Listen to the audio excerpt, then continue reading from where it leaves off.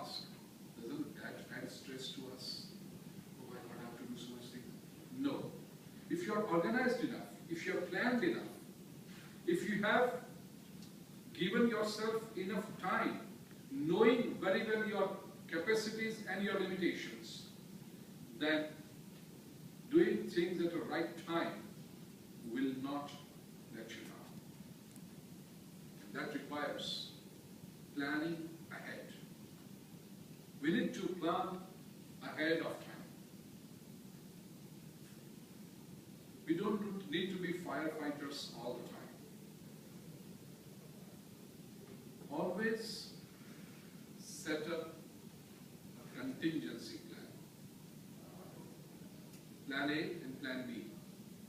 If this doesn't happen, you should have next line of action ready. That saves you from a lot of stress later on. In fact, it inculcates a wonderful quality of being a great planner. Initially, you may have to systematize this. You may have to say, oh, this is so much of work, oh, this is so much of work.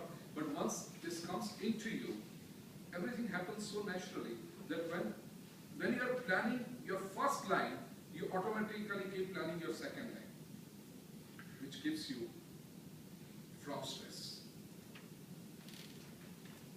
Whenever we are planning, always schedule a very realistic day. Give yourself some time between the two meetings or between two appointments. Sometimes there is an ego in us. We feel so good. Look here, my diary is all packed. I don't have a minute even to go to the loo. and it's kind of a self-praising thing. People feel good about it. No. Live some time between the two appointments. You need a breathing space. You need a buffer to be free from stress. When you're organizing yourself, the most important thing, which though it seems indirectly, but it has a very direct impact on our stress quotient, is appear perfect. Your appearance counts a lot. Your looks, your dressing up, the cause or the event that you are going for. So try to improve your appearance. Looking better definitely has a great impact on feeling better. And when you feel better, you perform better. When you perform better, obviously, you are more successful, which reduces your stress. And last thing in organizing yourself is just focus on the present. You take care of today, and all the yesterdays and tomorrows will take care of themselves.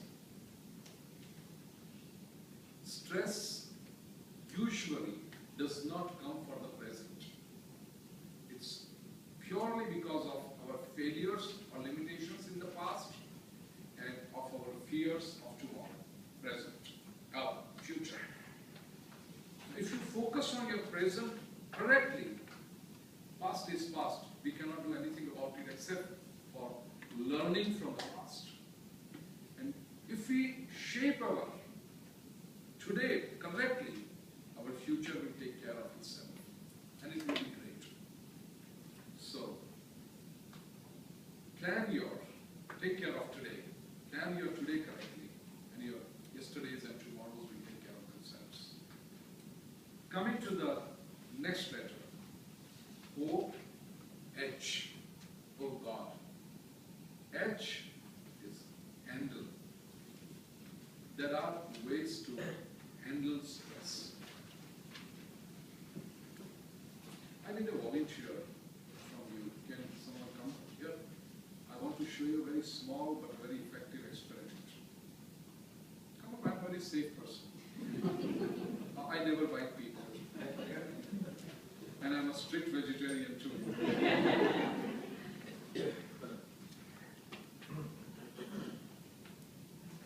Your name?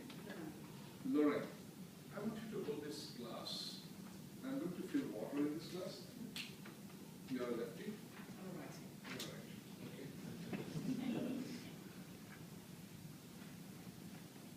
Just hold this glass with one hand. Lauren. How much does it weigh? Approximately. I mean, is it too heavy or something? No, it's not. No, it's not. Can you just hold it like this? Let's go ahead with the talk while she is holding the glass.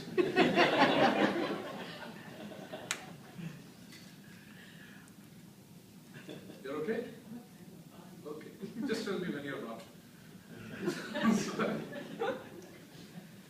It's very simple. Initially, she is okay. But if I tell her to hold this glass of water, say 5 minutes, after that, she will say, am I supposed to do something with this glass of water or just I'm supposed to hold it?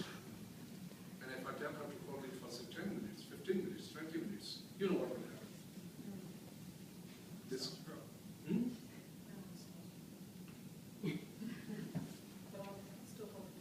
You can hold the glass. I understand your capacity. Maybe about an hour or so. Maybe a couple hours. No?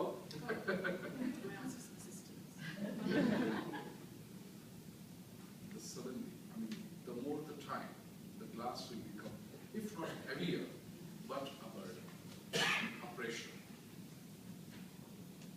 Right? This is what it is. Thank you. The glass there. Okay. And you can have a water. A simple glass of water held for a few seconds doesn't mean anything. But a few minutes, a few hours, it becomes more and more heavier, burdensome. Similarly, a thought, when it comes first to our mind, it means nothing probably. But when the same thought is held for a longer period, if that thought goes on and on and on in our mind, it results in stress. So, we need to master the science, the technique of organizing thoughts, holding on to someone, and let others go.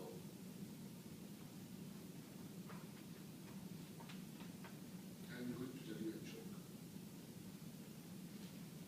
There was this school, and teacher told them a story of George Washington. When he was very young, he went into his garden with axe and he chopped down his father's favorite cherry tree. Teacher said that story, and then George Washington went up to his father and said, "Father, I'm sorry I made this mistake. I chopped off your tree, your favorite cherry tree."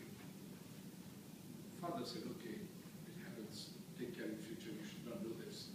Blah, blah, blah. We all know that. Right? The teacher said this incidents that George Washington, when he was young, he went into the garden with axe in his hand and chopped off his father's favorite cherry tree. And then, when the father came there, George Washington said, "I'm sorry, I did this." And the father did not punish him. The teacher asked the question, why didn't the father punish George Washington? And there was this kid who comes up and says, "Teacher, it's because George Washington still had axe in his hand."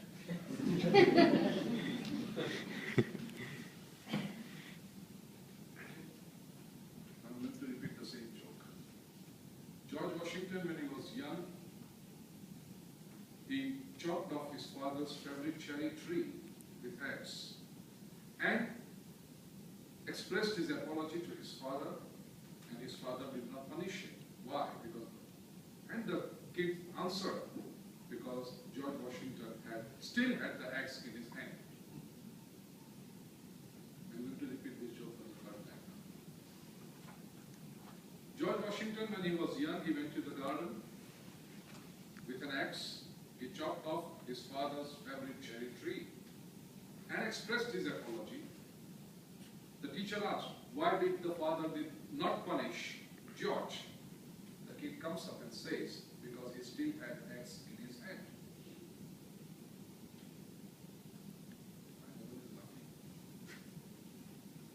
When I said this joke for the first time, you laughed. I could hear your laughing. And when I said this joke for the third time, nobody was smiling, nobody was breathing. You will say, oh, it's an old joke.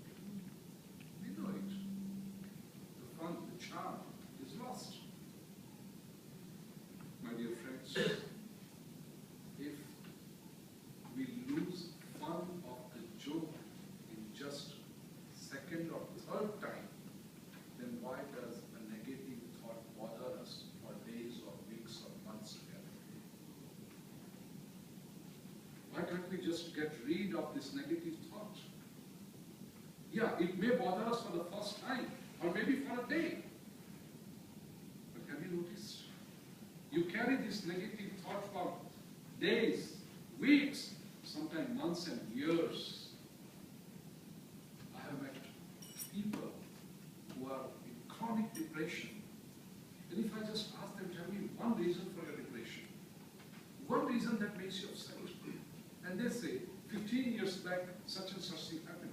I say, oh my God, you are carrying this thing for 15 years? Move on.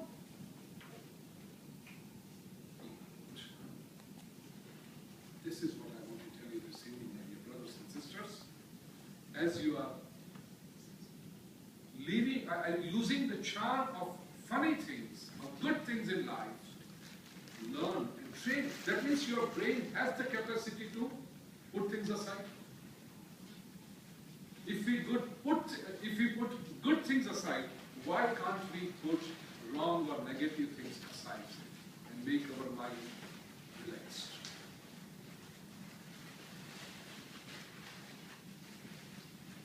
Handling the stress is, first of all, training your mind to put negative things aside.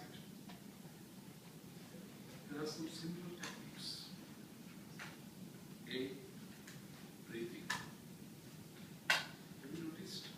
When you are in stress, and you usually are, you breathe heavily, you have a shallow breathing. In order to be free from stress, in order to manage your stress, you need to breathe deeply and slowly. Slow breathing and deep breathing. You can do it even now. And when I say, okay, take a deep breath. Take a deep breath. And I'm addressing you. The moment I say, take a deep breath, what will you do? That's where we are wrong. Breathing begins with